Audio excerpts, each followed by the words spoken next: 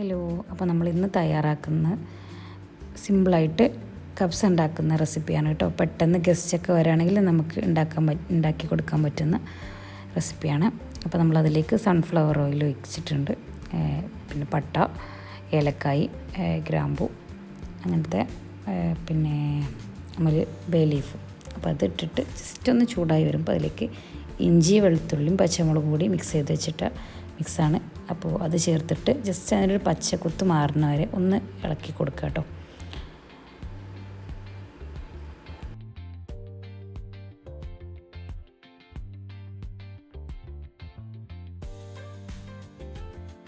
പച്ചമണം മാറിയതിന് ശേഷം നമ്മളൊരു സവാള അരിഞ്ഞു വെച്ചിട്ടുണ്ടായിരുന്നു. അപ്പോൾ അതൊന്ന് അതിലിട്ടൊന്ന് മിക്സ് ആക്കുന്നുണ്ട്.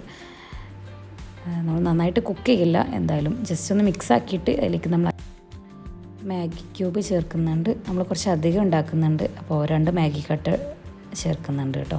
നമ്മളിത്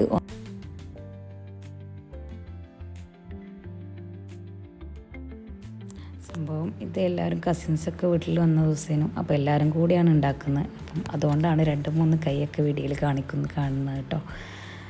അപ്പോൾ നമ്മളൊന്ന് മിക്സ് ആക്കിയതിൻ്റെ ശേഷം നമ്മൾ ഒരു 5-6 തക്കാളി നമ്മൾ അരച്ചിട്ടുണ്ടായിരുന്നു. ജസ്റ്റ് വെള്ളമൊന്നും ഒഴിക്കാണ്ട് തക്കാളി മാത്രം അങ്ങനെ അരച്ചിട്ടുണ്ടായിരുന്നു. അപ്പോൾ അത് ജസ്റ്റ് അതിലിട്ട് അതിൻ്റെ ശേഷം ഉപ്പ് ഇട്ടിട്ട്, അത്യാവശ്യം ഉപ്പ് വേണം കേട്ടോ, കാരണം എന്താ വെച്ചാൽ നമ്മൾ റൈസും ചിക്കനും എല്ലാം ഇതിൽ കിടന്ന് തന്നെ ആവുക, അപ്പോൾ അതിനനുസരിച്ചുള്ള ഉപ്പിടണം.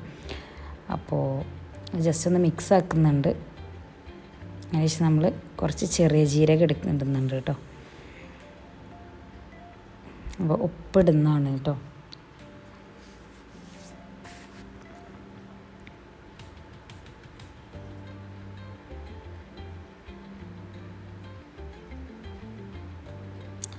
നന്നായിട്ട് മിക്സ് ആയതിൻ്റെ ശേഷം നമ്മൾ അതിൽ തക്കാളി അരച്ച് വെച്ചിട്ടുള്ള അതിൽ വെള്ളം കൂടി ഒന്ന് ജസ്റ്റ് ഒന്ന് ഒഴിക്കുന്നുണ്ട് കേട്ടോ.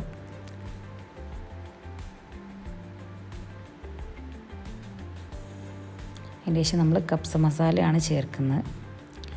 അപ്പം നമ്മളിവിടെ പെട്ടെന്നായതുകൊണ്ട് തന്നെ നമ്മൾ കടയിൽ നിന്നുള്ള കബ്സ മസാലൻ്റെ പാക്കറ്റ് വാങ്ങിയതാണ്. അപ്പോൾ നമ്മൾ അതാണ് ചേർക്കുന്നത്. അപ്പോൾ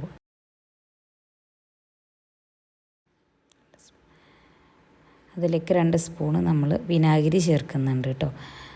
ഉണക്കനാരങ്ങ ഇട്ടിട്ട് ജസ്റ്റ് ഒന്ന് മിക്സ് ആക്കുന്നുണ്ട്.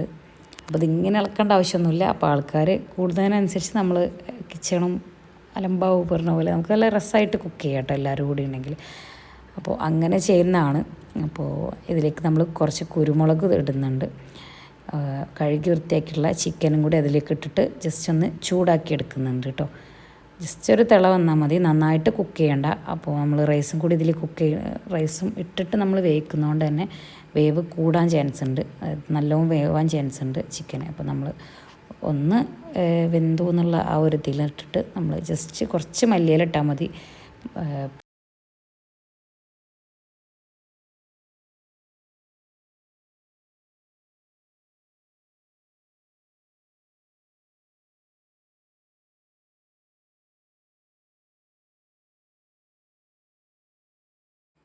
അതിൻ്റെ ശേഷം നമ്മൾ എന്തായാലും ഒന്ന് ജസ്റ്റ് ഒന്ന് അടച്ച് വെച്ചിട്ടുണ്ട്.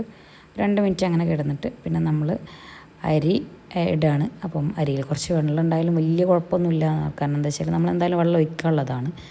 അപ്പോൾ നമ്മൾ ചൂടാക്കി വെച്ചിട്ടുണ്ടായിരുന്നു വെള്ളം, ചൂടുവെള്ളമാണ് അരി ഇട്ടതിൻ്റെ ശേഷം നമ്മൾ എന്തായാലും ജസ്റ്റ് ചൂടുവെള്ളം നമ്മൾ ഈ പാത്രത്തിലായതുകൊണ്ട് നമ്മൾ കുറച്ച് അധികം മേലെ വെക്കുന്നുണ്ട്. മേലേക്ക്, അതായത് അരിൻ്റെ കുറച്ച് മേലെ വെള്ളം നിൽക്കുന്ന ഒരു രൂപത്തിലാണ് ഞങ്ങൾ വെച്ചിട്ടുള്ളത് കേട്ടോ.